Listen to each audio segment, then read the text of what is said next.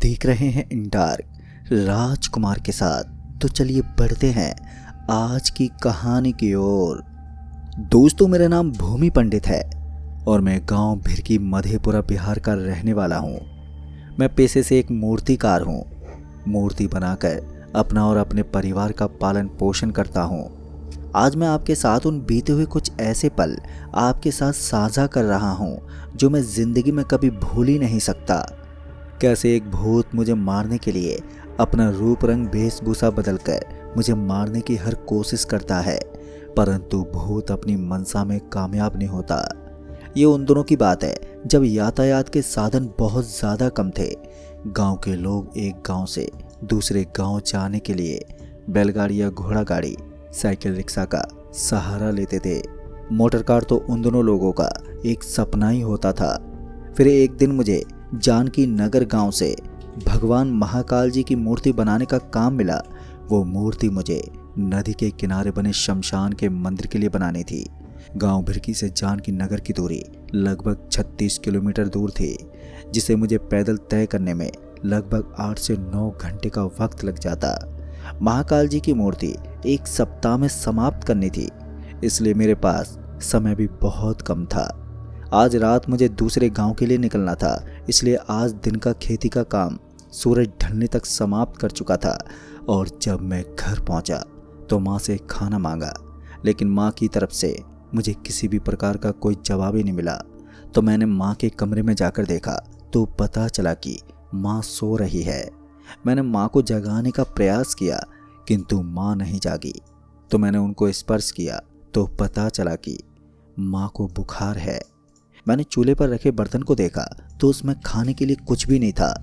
मैंने घर में रखी एक पोटली से भुने हुए चने निकाले और गुड़ एक थाली में निकाला और उसे खाकर ही मैं सो गया। फिर रात के लगभग 1 बजे जब आँख खुली तो मैंने सर पर गमछा बांधा और मूर्ति बनाने का औजार एक थैले में रखा और मैं घर से निकल पड़ा जानकी नगर के लिए।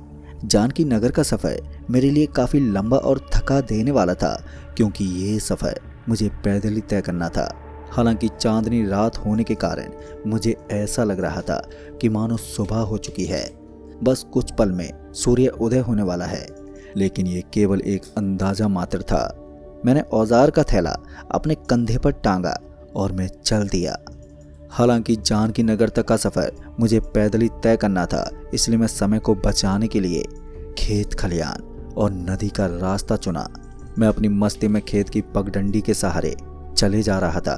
फिर इसी बीच मुझे मक्के के खेत के अंदर से किसी सियार के रोने की आवाज़ मेरे कानों में गूंजने लगी। ऐसा लग रहा था मानो ये सियार मुझे अपना शिकार बनाने की फिराक में है।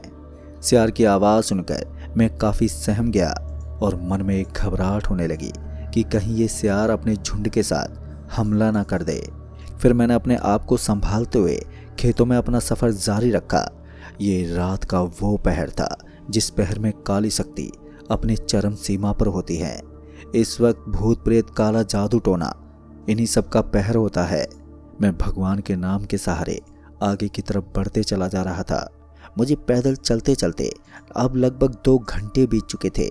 चांद अपनी रोशनी से मुझे हिम्मत दे रहा था, मानो कि चांद मुझे बोल रहा हो कि ऐ दोस्त, तू डर मत, मैं तेरे साथ हूँ। और इसी वजह से मैं अपनी मंजिल की तरफ बढ़े जा रहा था। फिर इसी बीच मुझे लगा कि कोई महिला मुझे बुला रही है, यानी कि ये कहना चाह रही है कि आज उसका शिकार मिल गया है। रात काफ़ी गहरी हो चुकी थी, चारों तरफ सन्नाटा था, बस हवा में सरसराते खेतों के फसलों की आवाज़ आ रही थी। मैं अपनी मंजिल की तरफ बढ़ते हुए चले जा रहा था कि फिर इसी बीच मैंने देखा कि एक औरत खेत के किनारे खड़ी है। उसके बगल में घास की एक गठरी रखी हुई है और वो मुझे आवाज़ देकर अपनी तरफ बुला रही है। मैंने उसके करीब जाना उचित नहीं समझा, क्योंकि ये रात का वो पहर था जिस पहर में सभी प्रकार की काली शक्तियाँ सतर्क हो जाती हैं, अपना शिकार ढूंढने लगती हैं। हालांकि मैं तांत्रिक विद्याएं जानता हूँ और इसी के आधार पर मैं उसे देखते ही समझ गया कि ये कोई साधारण औरत नहीं थी। ये तो एक रक्त पिशाचिनी थी जो कि अपनी अधूरी इच्छा पूरी करने के लिए लोगों का शिकार करती है। इन्हें अक्सर रात के वक्त खेतों, पेड़ों या सुनसान जगहों पर देखा जा सकता है, लेकिन आज ये मेरा खून चूसकर खुद को शक्तिशाली बनाना चाहती थी, जिस वजह से मुझे समझने में देरी नहीं लगी कि मुझे अपना अगला कदम फूंक कर रखना होगा। इसलिए मैंने अपने हाव भाव को बदलने नहीं दिया, पर मैं बेफिक्री से आगे की तरफ बढ़ता रहा। हालांकि मैं अंदर से बहुत ज़्यादा डरा हुआ था। फिर जब मैं चलते हुए उसके करीब से गुजरा तो मेरे कुछ आगे जाते हुए वो बोली, अरे भैया थोड़ी मदद तो करते चले जाओ। उसकी आवाज़ कानों में पड़ते ही मेरे पूरे बदन के रोंगटे खड़े हो गए। अब मुझे समझ में ये नहीं आ रहा था कि मैं उसे क्या जवाब दूँ। ये सोचते हुए मैं आगे की तरफ बढ़ता जा रहा था। मुझे आगे जाता देख वो बोली, अरे क्या हुआ भैया, कहाँ पर जा रहे हो?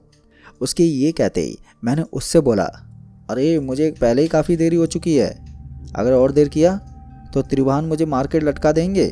दरअसल त्रिभान एक बहुत पहुंचा हुआ तांत्रिक था।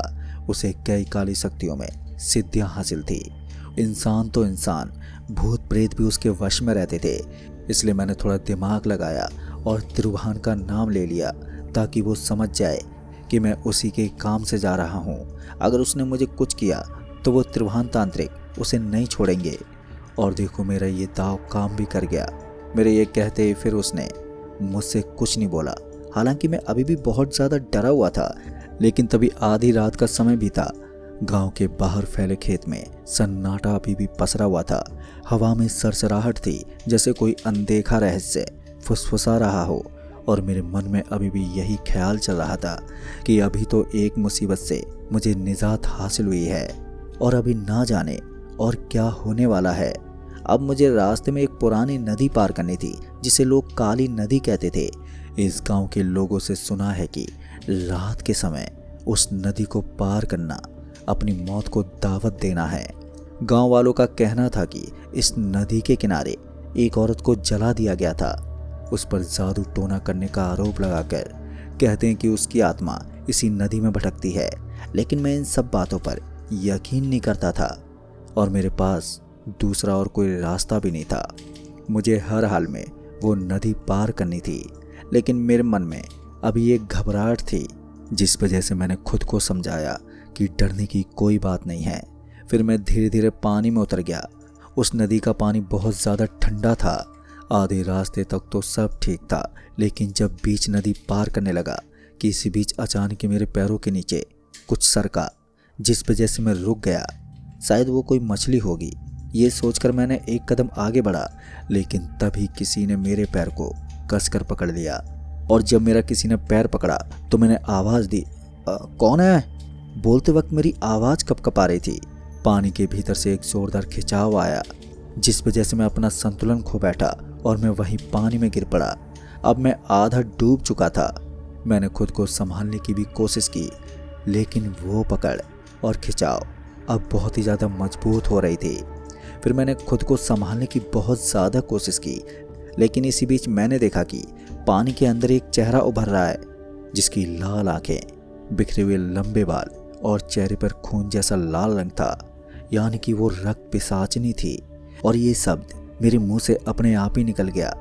वो धीरे धीरे पानी से बाहर आई तो उसका आधा शरीर पानी में और आधा बाहर था। उसकी आंखें सीधे मेरे आंखों में देख रही थी। वो मुझसे बोल रही थी कि तुम यहाँ पर क्यों आए हो। उसकी आवाज़ में जो डरावनापन था उसे मैं अपने शब्दों में बयां भी नहीं कर सकता था। उसकी आवाज़ अब भी मेरे कानों में गूंज रही थी, मानो जैसे कई आवाज़ें एक साथ बोल रही हों। फिर मैंने हिम्मत जुटाकर बोला, देखो मैं त्रिभान तांत्रिक के काम से जा रहा हूँ। मेरे ये कहते ही वो पिशाचनी और भी ज़ोर से चीखी और अब मैं पूरी तरह से पानी में गिर गया था। मैं अब अपने आप को डूबने से बचाने की काफ़ी कोशिश करने लगा, लेकिन वो मुझे पानी में डुबाने लगी थी। वो मुझे नदी के काफ़ी गहराई तक खींचते हुए ले गई, जहाँ मुझे अब केवल अंधेरे के अलावा कुछ भी दिखाई नहीं दे रहा था। अब मेरी सांसें भी मेरा साथ छोड़ रही थी। मेरी आंखों के सामने अंधेरा छा गया और सब कुछ शांत हो गया। जब मेरी आंखें खुली तो मैंने अपने आप को एक तांत्रिक के सामने पाया, और फिर जब मेरी आंख खुली तो मैं चौंक गया, क्योंकि मैं तो पानी में था, लेकिन इस वक्त अपने आप को पेट के बल ज़मीन पर लेटा पाया। लेकिन जब मैंने पलकें उठाकर देखा तो मेरी रूह कँपकँपा गई, क्योंकि मेरे सामने एक चुड़ैल हाथ और पाँव के घुटनों के बल या उकड़ू अवस्था में एकटक मुझे घूर रही थी। मैं अपने अगल बगल चारों तरफ देखा तो लोगों की चिताएं जल रही थी। ऐसा लग रहा था कि ये एक शमशान है। फिर मैं अपने आप को संभाल ही रहा था कि इसी बीच मुझे एक भारी भरकम आवाज़ मेरे कानों में गूंजी, जिस वजह से मैं होश में आ गया। अरे होश में आ गया भूमि। ये शब्द सुनते ही मैं चौंक गया और जब मैंने अपना सर आसमान की तरफ उठाकर देखा तो मैं बहुत चक्का रह गया। दरअसल मैंने देखा कि एक महिला तांत्रिक उसी चुड़ैल की पीठ पर बैठी थी जो मुझे एकटक देख रही थी। ये मेरी रूह को कपकपा देने वाला दृश्य था। ये देखकर मेरे हाथ पांव सुन्न पड़ चुके थे और मैं बोल भी नहीं पा रहा था। मुझे डरा देख वो तांत्रिक महिला बोली, भूमि तू डर मत, अब तू महाकाल के शरण में है। तुझे तो महाकाल ने बचा लिया है, अन्यथा आज तुझे इस रक्त पिशाचिनी चुड़ैल से कोई नहीं बचा सकता था। ये तो तेरी किस्मत अच्छी थी कि आज मैंने इस शमशान भूमि से रक्त पिशाचिनी चुड़ैल को अपने वश में करने के लिए किया था, जिसके कारण तू बच गया। लेकिन अभी भी तेरी जान पूरी तरह से सुरक्षित नहीं है, क्योंकि ये चुड़ैल बहुत ज़्यादा शक्तिशाली है। इसलिए तुझे एक काम करना होगा। अगर तू इससे बचना चाहता है तो तुझे हर हाल में ये काम पूरा करना पड़ेगा। उस तांत्रिक महिला की ये बात सुनकर मैं घबरा उठा और जब मैंने उससे पूछा कि इस रक्त पिशाचिनी से बचने के क्या उपाय हैं, तो उसने जो उपाय बताया उसे जानकर जो मेरा हाल था उसे बयां करने में भी मेरी रूह कांप जाती है। दरअसल उसने बताया कि यहाँ से 13 किलोमीटर दूर मगरिया गांव है।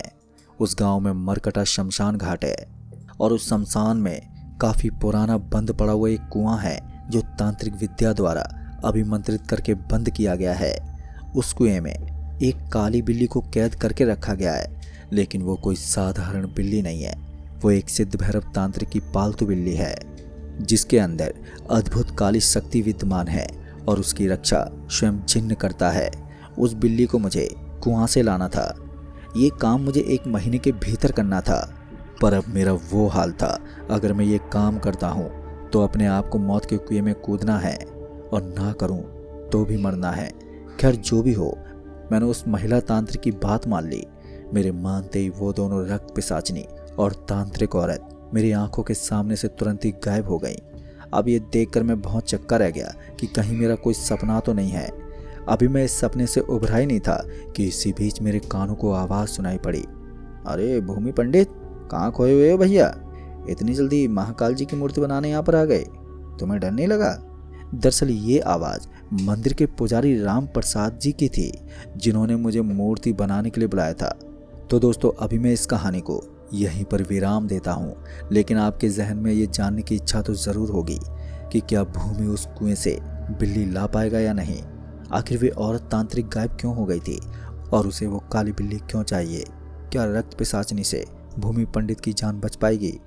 इन्हीं सब सवालों को अगर आप जानना चाहते हैं तो नीचे कमेंट बॉक्स में ज़रूर लिखें, ताकि मैं आपके लिए इसका अगला भाग ला सकूं। तो दोस्तों, इस कहानी में बस इतना ही। कहानी आपको पसंद आई हो तो वीडियो को लाइक शेयर कमेंट ज़रूर कर दें। तो मैं आपका दोस्त राजकुमार जल्द ही मिलूँगा ऐसी एक और डरावनी भूतिया घटना के साथ। तब तक के लिए बाय एंड टेक केयर।